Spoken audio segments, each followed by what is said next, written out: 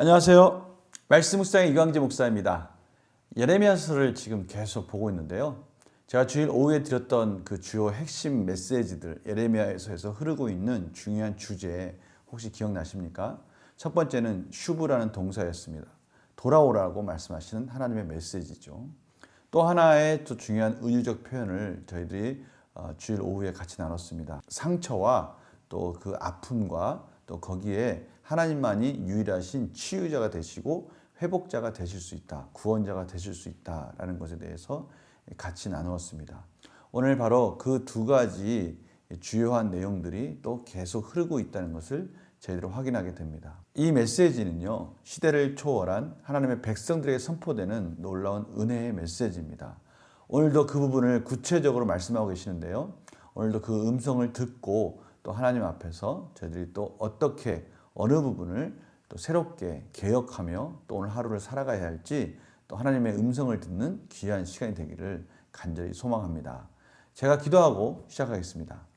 하나님, 오늘도 저희들 하나님 은혜 가운데 살고자 말씀 앞에 또 섰습니다. 하나님, 저희들을 기억하여 주시고 또 회복하여 주시기 위해서 귀한 말씀 허락해 주시니 감사합니다. 성령님께서 말씀을 조명하여 주셔서 오늘도 이 말씀을 통해서 힘과 능력으로 하루를 즐겁게 또 능력 있게 살아낼 수 있도록 인도하여 주시옵소서.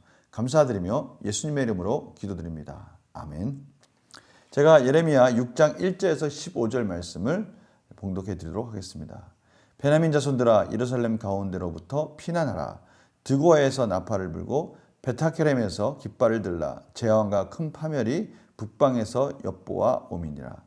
아름답고 우아한 시온의 딸을 내가 멸절하리니 목자들이 그 양떼를 몰고 와서 주위에 자기 장막을 치고 각기 그 처소에서 먹이리로다. 너희는 그를 칠 준비를 하라. 일어나라. 우리가 정오에 올라가자. 아하, 아깝다. 날이 기울어 저녁 그늘이 길었구나. 일어나라. 우리가 밤에 올라가서 그 요새들을 헐자 하도다. 만군의 여호와께서 이와 같이 말하노라. 너희는 나무를 베어서 예루살렘을 향하여 목책을 만들라. 이는 벌받을 성이라. 그 중에는 오직 포악한 것뿐이니라.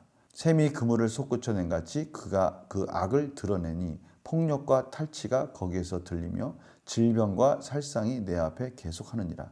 예루살렘아, 너는 훈계를 받으라. 그리하지 아니하면 내 마음이 너를 싫어하고 너를 황폐하게 하여 주민이 없는 땅으로 만들리라. 만군의 여호와께서 이와 같이 말씀하시되 포도를 따듯이 그들이 이스라엘의 남은 자를 말갛게 주우리라. 너는 포도 따는 자처럼 내 손을 광주리에 자주자주 놀리라 하시나니 내가 누구에게 말하며 누구에게 경책하여 듣게 할꼬. 보라, 그 귀가 할례를 받지 못하였으므로 듣지 못하는도다. 보라, 여호와의 말씀을 그들이 자신들에게 욕으로 여기고 이를 즐겨하지 아니하니 그러므로 여호와의 분노가 내게 가득하여 참기 어렵도다. 그것을 거리에 있는 아이들과 모인 청년들에게 부으리니 남편과 아내와 나이 든 사람과 늙은이가 다 잡히리로다. 내가 그 땅 주민에게 내 손을 펼 것인즉 그들의 집과 밭과 아내가 타인의 소유로 이전되리라. 여호와의 말씀이니라. 이는 그들이 가장 작은 자로부터 큰 자까지 다 탐욕을 부리며 선지자로부터 제사장까지 다 거짓을 행함이라. 그들이 내 백성의 상처를 가볍게 여기면서 말하기를 평강하다 평강하다 하나 평강이 없도다. 그들이 가증한 일을 행할 때 부끄러워하였느냐? 아니라 조금도 부끄러워하지 않을 뿐 아니라 얼굴도 붉어지지 않았느니라. 그러므로 그들이 엎드러지는 자와 함께 엎드러질 것이라. 내가 그들을 벌하리니 그때 그들이 거꾸러지리라. 여호와의 말씀이니라. 아멘. 오늘 말씀 가운데도 북방에서 본격적으로 이스라엘을 공격해오는 모습들이 그려지고 있습니다. 계속해서 이들이 어떻게 긴박하게 그들이 이스라엘을 공격해오는지를 표현하고 있는데요. 이들의 열정이 어떤지가 4, 5절에 구체적으로 나와 있습니다. 너희는 그들을 칠 준비를 하라 하면서 정오에 올라가자. 아깝다. 날이 기울어 저녁 그늘이 길었구나. 정오에 올라가자. 그런데 조금 시간이 부족하다. 그러니 이제 저녁에 밤에 올라가서 그 요새들을 헐자. 이러면서 구체적으로 계속해서 그들이 공격할 준비에 그 열정의 모습들을 보여주고 있습니다. 그러면서 6절에 만군의 여호와께서 이와 같이 말하노라. 너희는 나무를 베어서 예루살렘을 향하여 목책을 만들라. 이는 벌받을 성이라. 그 중에는 오직 포악한 것뿐이라. 그 구체적인 배경 속에는 하나님이 이 모든 섭리 가운데 인도하고 계시는 것들을 하나님께서 말씀하고 계십니다. 7절에는 이러한 이스라엘의 이 심각한 상태가 다시 한번 나오고 있습니다.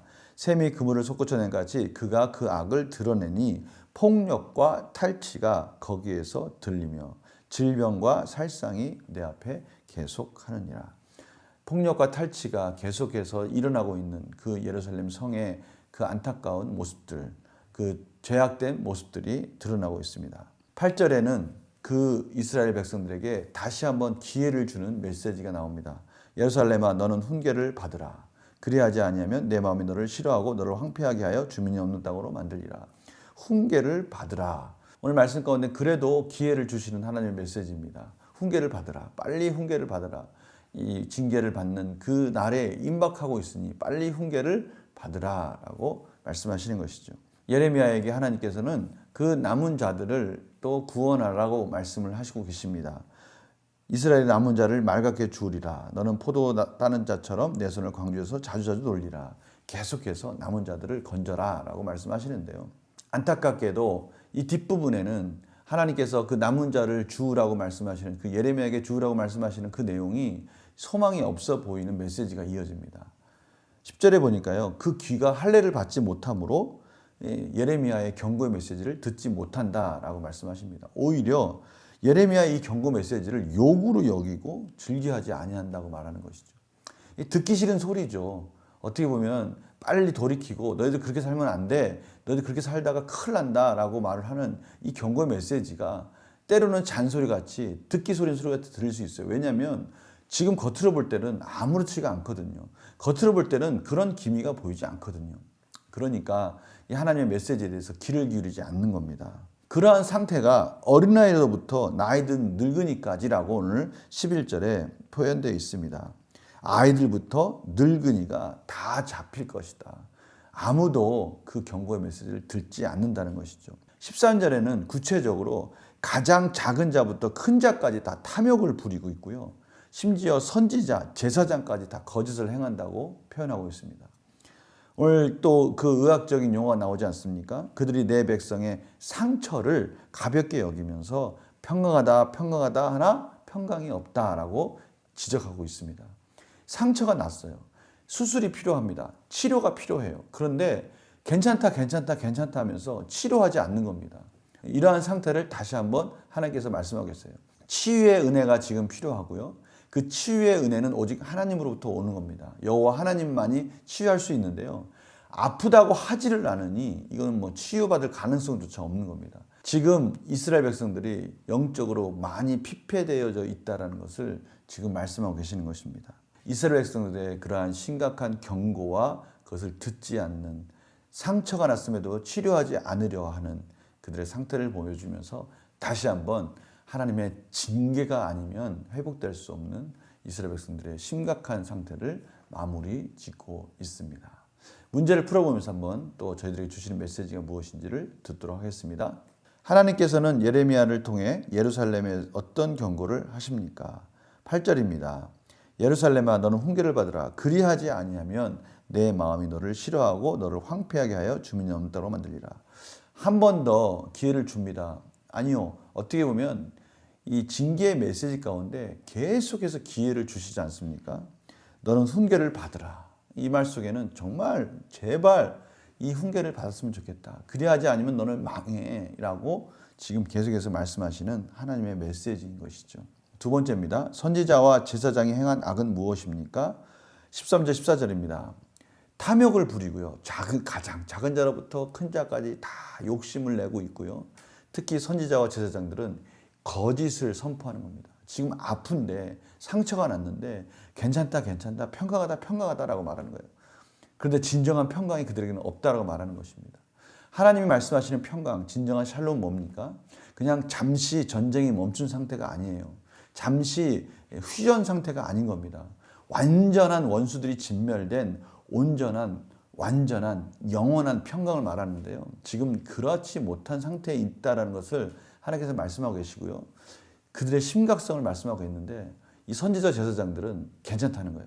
지금 상처가 있고 지금 제 가운데 이거 빨리 치료받지 않으면 멸망할 텐데 라고 말씀하시는데 괜찮다고 말하는 이 심각한 상황을 지금 하나님께서 지적하고 계시는 것이죠.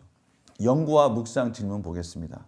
유다의 지도자들이 거짓 평강을 외친 이유는 무엇입니까? 그들이 진정으로 하나님의 말씀에 귀를 기울이지 않기 때문입니다. 그들이 진정으로 귀에 할례를 받지 않고요. 하나님의 율법과 하나님의 경고의 메시지를 들으려고 하지 않은 것입니다. 하나님의 경고의 메시지를 전하는 예레미야를 통해서 자신들에게 욕을 한다고 말을 하는 것이죠. 아무렇지도 않은데, 아무 이상 없는데 왜 그렇게 싫은 말, 듣기 싫은 말들을 하고 있느냐라고 말을 하는 것이죠. 하나님 말씀 가운데 귀를 기울여야 되는데 그것을 소홀히 여기고 가볍게 여기는 이 선지자들의 이러한 상태, 제사장들의 이러한 상태가 백성들이 돌이킬 수 있는 기회들마저도 다 빼앗아가고 있는 그런 상태를 보여주고 있습니다. 느낀 점 보겠습니다. 말로는 평강하다 하나 실제로 평강이 없는 삶을 사는 백성을 보며 무엇을 느낍니까? 오늘 말씀은 저희들에게 너무나 소중한 말씀입니다. 너무나 귀한 은혜의 말씀이죠. 왜냐하면요, 지금 이스라엘 백성들은 귀에 할례를 받지 못하고 또한 선지자들과 제사장들마저도 평강하다 하는데 실질적으로 그들은 상처를 입은 자들이고요. 정말 그들은 회복되어져야 될 자들인데 그것을 깨닫지 못하는 겁니다. 저희들은요, 예수 그리스도로 말미암아 선한 양심을 저희들 마음속에 주셔서 죄가 무엇인지를 분별할 수가 있고요.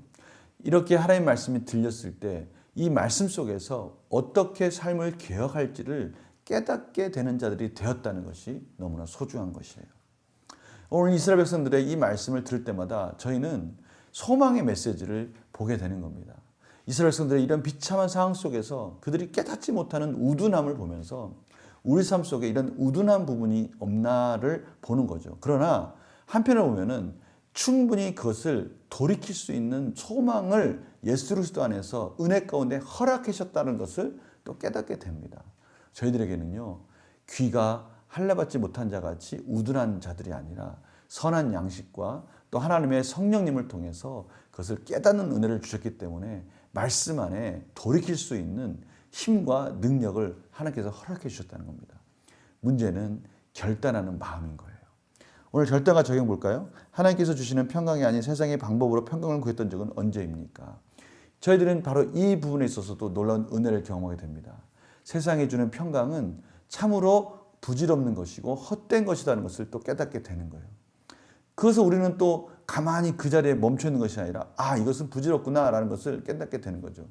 그럼에도 불구하고 또 한편에서는 혹시 아직도 여전히 세상을 의지하는 평강이 있지 않는가 돌이킬 수 있는 겁니다. 거짓 평강을 버리고 하나님의 말씀에 귀 기울이기 위해 무엇을 결단하겠습니까? 이제는 그 거짓 평강을 내려놓고 하나님 안에서 하나님이 아니면 치료받을 수 없습니다. 하나님이 진정한 창조주이시고 만물의 주관자이십니다 라고 고백하면서 다시 하나님께 나오라고 말씀하시는 것이죠.